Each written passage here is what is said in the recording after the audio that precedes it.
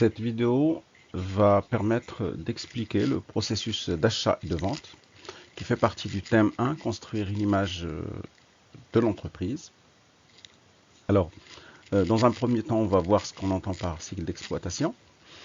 Ensuite, on va montrer les documents du processus d'achat et leur comptabilisation, puis les documents du processus de vente et leur comptabilisation, et enfin le mécanisme de la TVA, que ce soit son enregistrement ou son calcul et la manière dont il est réglé.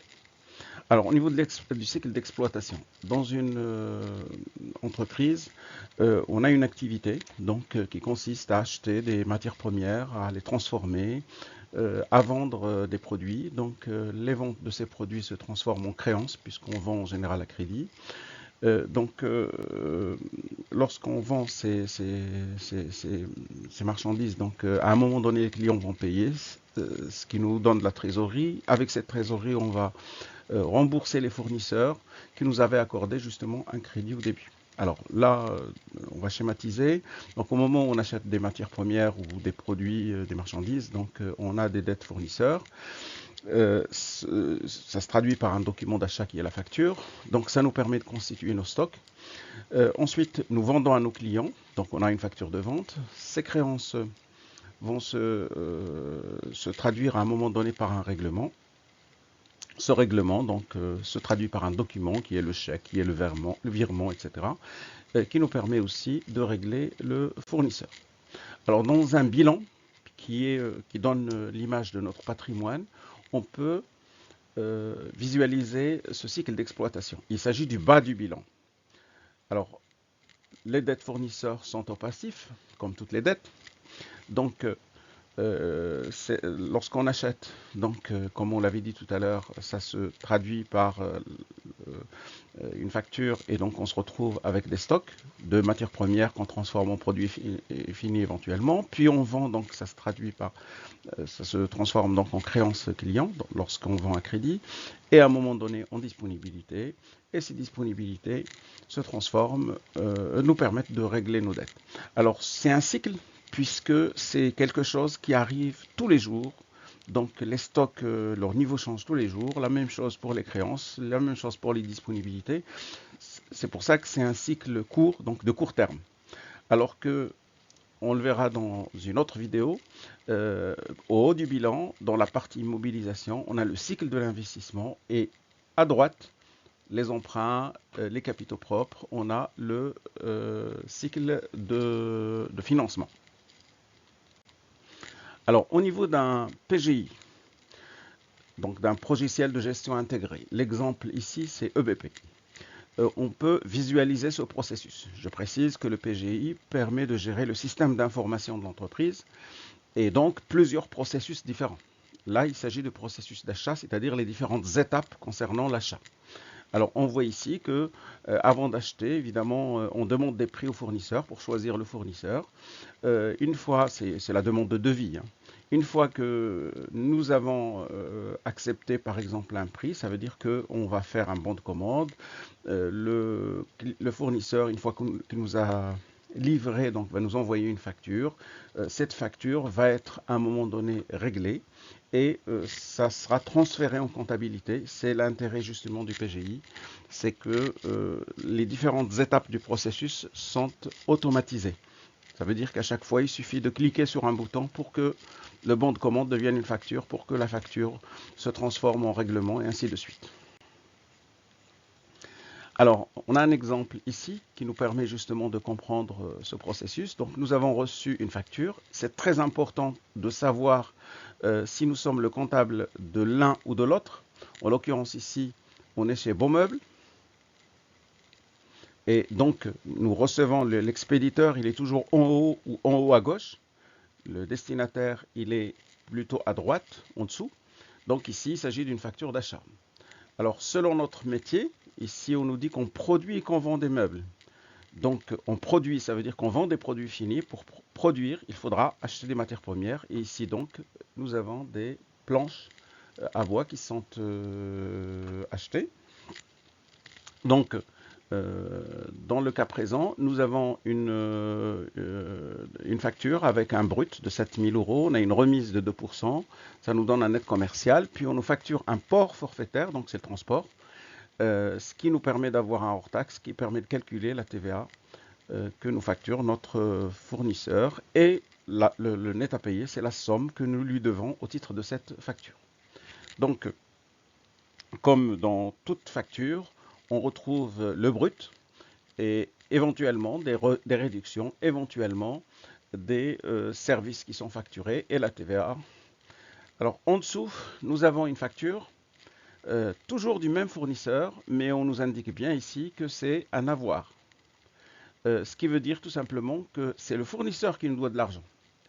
Et dans le cas présent, et nous n'avons que ça en programme de STMG, c'est une facture pour un retour.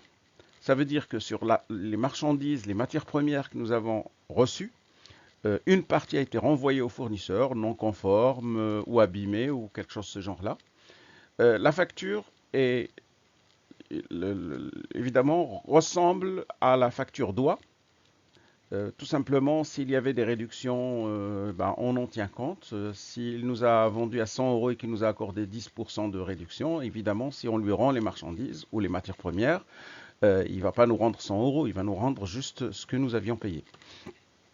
Donc c'est exactement la même chose que la facture normale. On y trouve le détail de ce qui a été retourné avec la TVA et le net qu'on va déduire de ce qu'on lui doit. En dessous, le dernier document, c'est l'outil de règlement. Alors ici, c'est un chèque. Évidemment, on règle au fournisseur la somme qu'on lui doit. En l'occurrence, si on observe ici, le montant correspond à 8 472 moins 199,92. Il n'y a pas de raison qu'on lui règle la somme prévue au départ, puisqu'on lui a retourné des matières premières. Alors, quels sont les comptes qu'on va utiliser pour un achat? Toujours pour un achat, ça peut être un achat de biens ou de services, c'est un compte de la classe 6, c'est-à-dire quelque chose qui nous appauvrit. Quand c'est un bien, donc un bien, c'est quelque chose qui a un corps. Donc, ça commence par 60. Quand c'est un service, c'est 61 ou 62. Ça dépend de la nature de ce qu'on achète. Alors ici, évidemment, c'est un bien, puisque c'est des planches en bois. Le tout est de savoir, est-ce que c'est des matières premières? Bon, on sait que c'est ça. Ça peut être d'autres approvisionnements, mais ça peut être, par exemple, des fournitures stockées. Mais ça peut être des achats non stockés, c'est-à-dire des choses soit non stockables, soit des choses dont on ne tient pas compte on suit pas les stocks au jour le jour. Par exemple, des fournitures de bureau, on ne s'amuse pas à savoir à chaque fois noter qu'on a pris un stylo ou qu'on a pris du papier. Il y a les achats de marchandises. Donc essentiellement, les numéros de compte qui sont utilisés, c'est les achats de matières premières ou les achats de marchandises. Mais il y a bien sûr les achats non stockés.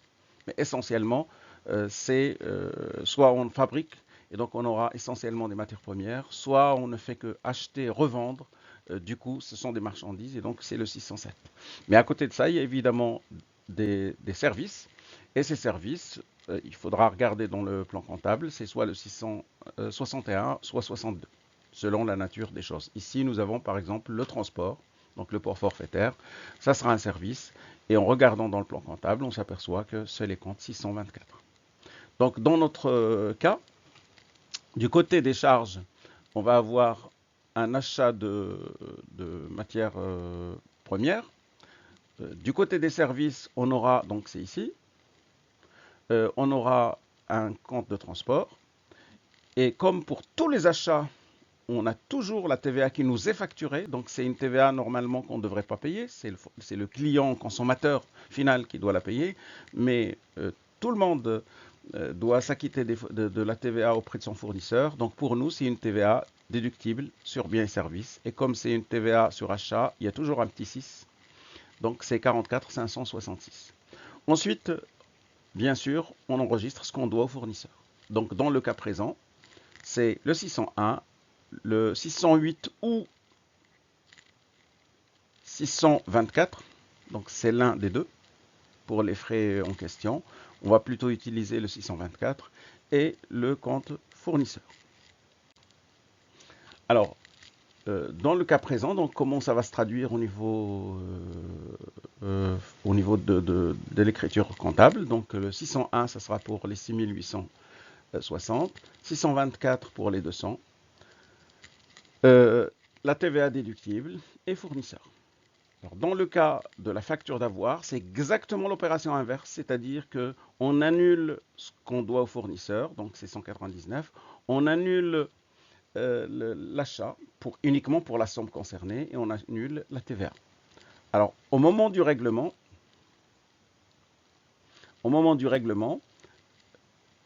l'argent vient de la banque, donc on aura au crédit la banque et au débit 401. Donc, on avait mis au crédit au 401 cette somme, on a retiré cette somme, et donc il nous reste 8272, et bien justement, on annule ces 8272. Le processus de vente. Alors, dans le processus de vente, on retrouve exactement la même chose que dans le processus d'achat, sauf qu'on est de l'autre côté. Alors ici, c'est une copie d'écran d'un PGI, un autre PGI, OpenERP maintenant, il s'appelle Odoo, mais c'est pareil, c'est la même chose. Donc on voit les différentes étapes de ce processus. Il s'agit au départ d'un devis que demande un client. Donc une fois qu'il accepte notre devis, ça se transforme en commande. Puis une fois que la commande donc est prête, on lui envoie avec un ordre d'approvisionnement qui peut être envoyé, c'est à l'intérieur de l'entreprise.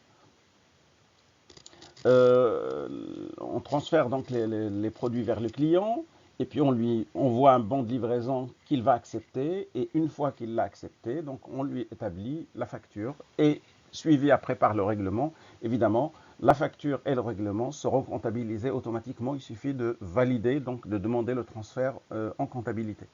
Donc ce processus, on peut y intégrer dans les PGI des moments de contrôle, c'est-à-dire que ça soit validé par quelqu'un d'autre ou quelqu'un qui doit valider avant que ça ne devient effectif. Donc le PGI permet de suivre ces différentes étapes. Alors dans le cas euh, de dans notre cas, donc, on se met chez Bois SA. Donc, on est chez le fournisseur. Donc, on n'est plus chez Bois Meubles comme tout à l'heure. Donc, c'est Bois SA. Alors, donc, c'est celui qui vend les planches. Alors, on nous précise bien qu'il transforme le bois en planches. Ça veut dire que lui, il fabrique ces planches. Donc, ce ne sont pas des marchandises pour lui. Donc, cette facture, elle comporte le détail comme tout à l'heure, comme on l'avait vu, les réductions qu'il accorde, les autres services qu'il facture, et la TVA et le montant que le client doit payer. On a toujours la même facture, mais là du côté du fournisseur, la facture d'avoir. Donc ça veut dire que c'est l'argent qu'il doit au client. Donc on y trouve le détail de ce qui a été retourné par le client, la TVA, donc c'est la même chose. Donc, et en dessous, on retrouve le montant du paiement. Alors les comptes qu'on va utiliser lors d'une vente. Alors toujours les ventes, c'est 70, quel que soit ce qu'on vend. Par contre, on retrouve la distinction produit fini, travaux, donc on n'utilise pas nous. Prestations de services, ça c'est lorsque le métier de l'entreprise c'est de vendre des services, donc on utilise 706. Donc un transporteur, quand il facture à ses clients ses services, il met le compte 706. 707, c'est les marchandises, donc c'est les matières qu'on achète et qu'on revend telles quelles, sans transformation. Et puis, on a un compte 708 qui concerne toutes nos activités annexes, c'est-à-dire des choses qu'on facture aux clients mais qui ne relèvent pas de notre métier. Par exemple, je vends des meubles à des particuliers et en même temps, j'ai une camionnette que je loue où j'assure le transport moyennant une certaine somme. Cette somme-là correspond à un service, mais ce n'est pas mon activité principale. Et le compte qu'on utilisera essentiellement, c'est le 708.5, port et frais accessoires facturés. Alors, dans le cas présent, donc on va avoir les produits finis, ce compte-là, donc 708, et nous aurons, bien sûr, exactement comme pour le client, lui, il avait de la TVA déductible, puisqu'il paye une TVA qu'il n'a pas payée, c'est le consommateur final qui doit la payer, donc il va la déduire après, il va demander à l'État de lui rembourser d'une certaine manière. Nous, on va demander au client de nous verser de la TVA, mais ce n'est pas pour nous, c'est pour l'État, donc c'est une dette. Et comme vous le remarquez, les comptes de vente commencent par 7. Et donc, dans le compte de TVA collecté, il y a un 7. Et évidemment, le total, c'est le client qui nous le doit. Donc, les comptes qu'on utilise, comme on vient de le voir, c'est les comptes indiqués d'une croix rouge, même si on l'avait déjà signalé avant. Alors, maintenant, la comptabilisation, il s'agit juste de concrètement refaire ce qu'on vient de voir. Le client nous doit 8 472. Nous avons une vente de produits finis de 6 860. Une vente de produits accessoires, donc c'est les frais de transport, donc c'est 200. Et puis la TVA collectée qui a été calculée sur l'ensemble de ce qu'on a vendu. Pour la facture d'avoir, ça va être exactement l'écriture inverse, c'est-à-dire ce qu'on a là, à part le transport, hein, parce qu'on ne rembourse pas le transport, c'est les produits finis qu'il a renvoyés. Donc, on va avoir les comptes de produits au débit et les comptes clients au crédit, la TVA aussi, bien sûr, au débit. Donc, il s'agit juste d'inverser les écritures. Et on se retrouve donc avec un client qui nous doit une somme plus faible que 8 472. Ça sera 8 472 moins 199. Donc, on va recevoir un chèque, donc on va mettre en banque pour cette somme-là, et le client aura annulé ce qu'il nous doit. Donc, voilà pour le processus de vente. Alors, comme on vient de le voir avec la TVA, donc la TVA, le mécanisme, ça consiste à chaque fois à collecter la TVA sur nos ventes et à payer de la TVA à nos fournisseurs qu'on va pouvoir déduire. Ça fait qu'à chaque fois, on utilise des comptes de TVA déductibles quand on achète et des comptes de TVA collectés. Alors, le numéro de compte a été oublié ici, c'est 44 571. La TVA collectée, c'est ce qu'on récolte pour l'État. Et la TVA déductible, c'est ce qu'on a payé à nos fournisseurs pendant le mois. Donc, à un moment donné, il faut que, c'est-à-dire à la fin de chaque mois, il faut qu'on détermine ce qu'on doit verser à l'État. Tout ce qu'on a collecté, on doit le verser à l'État. Mais comme on a déjà versé des choses qu'on n'est pas censé verser, on va faire la différence. Donc, on doit annuler le contenu de ces comptes pour déterminer soit qu'on a une TVA à décaisser, ça veut dire que nous devons de l'argent à l'État, soit que c'est l'État qui nous doit de l'argent et donc il y a une partie de la TVA déductible qui n'a pas été, qu'on n'a pas pu déduire. Et donc à ce moment-là, on utilise le compte de TVA, crédit TVA. Donc, il suffit de faire la différence, donc de calculer le solde de chacun des comptes. Comme là, la TVA déductible, on a pris total débit, total crédit, et ça nous donne 3085. Donc, on met 3085 au crédit, de telle sorte que le compte soit soldé, c'est-à-dire qu'il soit à zéro, pour qu'on commence le mois suivant avec zéro TVA déductible. On fait exactement la même chose pour la TVA collectée. Si on avait un crédit de TVA, on l'annule aussi, puisqu'il faut qu'on puisse le déduire. Et la différence entre les deux, on la met du côté le plus faible. Ici, il s'agit de TVA à décaisser. Si le côté le plus faible, si on avait plus de TVA déductible que de collecté, évidemment, c'est le compte crédit de TVA qu'on aurait utilisé. À un moment donné, le mois suivant, on va devoir régler l'État. Donc, on prendra dans la banque 1665 qu'on va verser à qui va nous permettre d'annuler la dette que nous avions vis-à-vis de l'État. Il s'agit évidemment pour la TVA décaissée d'un compte de dette, donc il est au passif du bilan. Le crédit TVA, par contre, c'est quand l'État nous doit de l'argent, donc on a l'un ou l'autre, pas les deux en même temps, à la fin de chaque mois. Le crédit TVA, ça veut dire que l'État nous doit de l'argent, donc ça serait à l'actif du bilan. Alors le mois suivant, là il s'agissait du mois d'octobre, on a repris donc, ça veut dire qu'à chaque fois qu'on a acheté, on a 1210, 260. Là, il y a eu un avoir, donc 90, etc. Donc à la fin du mois, on se retrouve avec 3990 au débit, 90 au crédit. Ça veut dire en gros que l'État nous doit 3900. Donc, je vais refaire le même travail. La TVA collectée, c'est exactement le même principe. Donc, j'annule la TVA collectée, j'annule la TVA déductible. Et là, je constate que j'ai une TVA déductible qui est supérieur à la TVA collectée. Donc 3900 moins 3600, ça fait 300. Donc je vais me retrouver avec un crédit TVA ici qui est de 300. Ça veut dire que l'État me doit de l'argent. Évidemment, je ne vais rien verser. J'attendrai le mois suivant pour déduire les 300 de la TVA collectée le mois suivant, donc en décembre. Alors au niveau de l'écriture comptable, même si ça s'est déjà affiché, donc ce que j'avais fait tout à l'heure au niveau du journal, c'est que pour annuler la TVA collectée, j'ai mis le compte de TVA collecté au débit, compte de TVA déductible au crédit, et la différence, c'est en compte de TVA à décaisser, 44 551, pour 1665, donc qui correspond à cette somme. Et à un moment donné, là c'est le 15 novembre, que je règle la banque, donc j'annule cette TVA décaissée, donc je commence le mois de novembre avec les comptes de TVA à zéro. Évidemment, pendant tout le mois de novembre, je vais recollecter, je vais pouvoir déduire, puisque j'avance de l'argent à mes fournisseurs, parce que j'y suis obligé, hein, c'est la loi. Et à la fin du mois, je fais justement ce recalcul. Et donc, l'écriture suivante du mois suivant, c'est que je vais annuler le compte de TVA collecté. Donc, c'est pour ça que je me retrouve avec 3600 ici.